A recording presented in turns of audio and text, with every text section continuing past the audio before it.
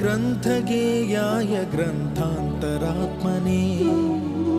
गीतलीनाय गीताश्रयाय गीतवाद्यपटवे